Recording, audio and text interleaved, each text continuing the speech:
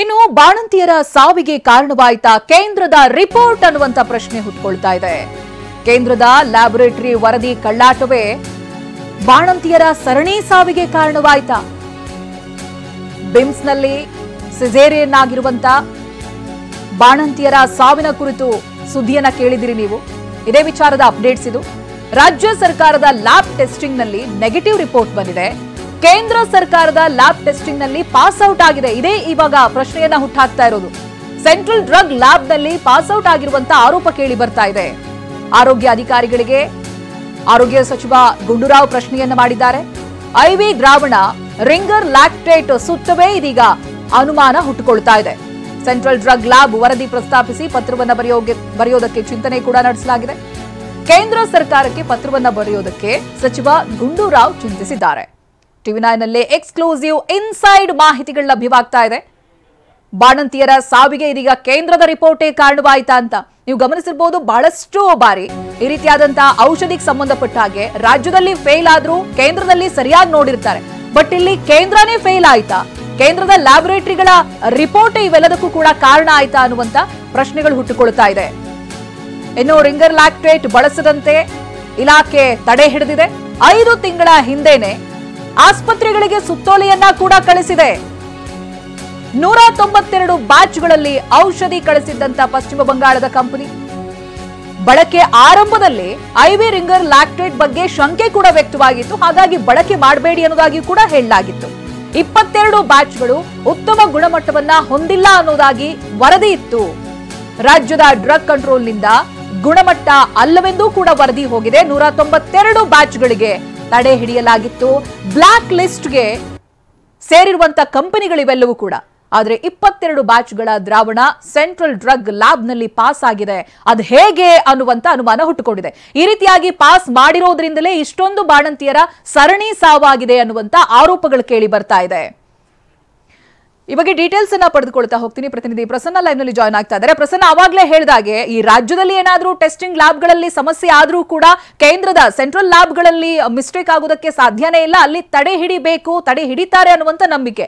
But ಈ ವಿಚಾರದಲ್ಲಿ complete ಆಗಿ ಉಲ್ಟಾ ಆಗಿ ಹೋಯ್ತಾ? ಕೇಂದ್ರದ ನಿರ್ಲಕ್ಷ್ಯ, ಲ್ಯಾಬೊರೇಟರಿಗಳ ನಿರ್ಲಕ್ಷ್ಯ ಇವತ್ತು ಸರಣಿ ಬಾಣಂತಿಯರ ಸಾವಿಗೆ ಕಾರಣ ಆಯ್ತಾ ಅಂತ?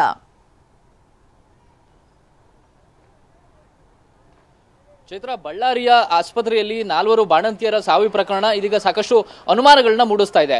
ಪ್ರಮುಖವಾಗಿ ಇಲ್ಲಿ ಪೂರೈಕೆಯಾಗಿರುವಂತಹ ಐವಿ ದ್ರಾವಣದ ಬಗ್ಗೆ ಹಿಂದೆ ಆರೋಗ್ಯ ಇಲಾಖೆಗೆ ಸಾಕಷ್ಟು ಅನುಮಾನಗಳಿತ್ತು. ಸುಮಾರು 6 ತಿಂಗಳ ಹಿಂದೆ ಪಾವಗಡದಲ್ಲಿ ಇದೇ ಮಾದರಿಯಲ್ಲಿ ಕೆಲವು ಬಾಣಂತಿಯರು ಸಾವನ್ನಪ್ಪಿದ್ರು.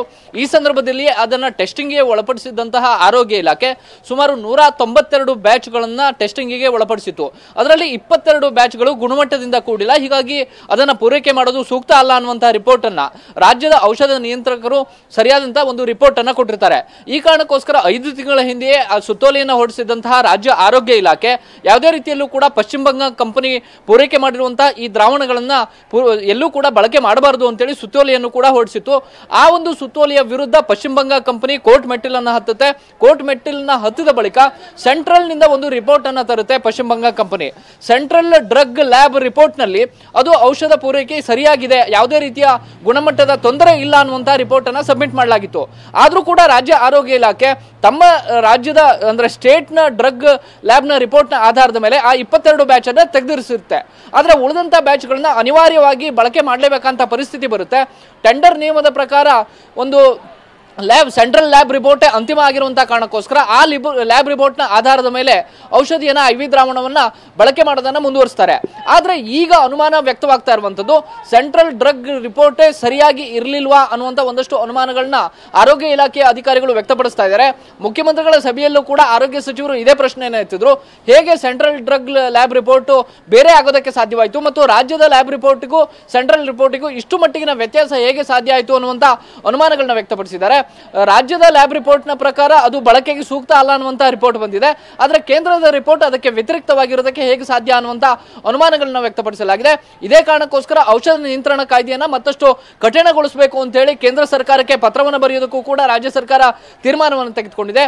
ಆರೋಗ್ಯ ಇಲಾಖೆಯ ನೇತೃತ್ವದಲ್ಲಿ ಮುಖ್ಯಮಂತ್ರಿಗಳೇ ಪತ್ರ ಬರೆಯುವಂತಹ ಸಾಧ್ಯತೆಯೂ ಕೂಡ ಇದೆ ಮತ್ತು ಆರೋಗ್ಯ ಸಚಿವ ದಿನೇಶ್ ಗುಂಡೂರಾವ್ ಅವರು ಕೂಡ ಈ ರೀತಿ ಕೇಂದ್ರದ ಲ್ಯಾಬ್ ರಿಪೋರ್ಟ್ಗಳು ಯಾವ ಕಾರಣಕ್ಕೆ ವ್ಯತ್ಯಾಸ ಆಗ್ತಿದಾವೆ ಮತ್ತು ಇದನ್ನ ಹೇಗೆ ಕಂಟ್ರೋಲ್ ಮಾಡಬೇಕು ಅನ್ನುವಂತ ಪ್ರಶ್ನೆ ಪ್ರಶ್ನೆಯನ್ನು ಎತ್ತಿ ಕೇಂದ್ರಕ್ಕೆ ಪತ್ರ ಬರೆಯೋದಕ್ಕೆ ತೀರ್ಮಾನವನ್ನ ತೆಗೆದುಕೊಂಡಿದ್ದಾರೆ Chaitra. Okay, thank you Prasanna ಮಾಹಿತಿಗಾಗಿ.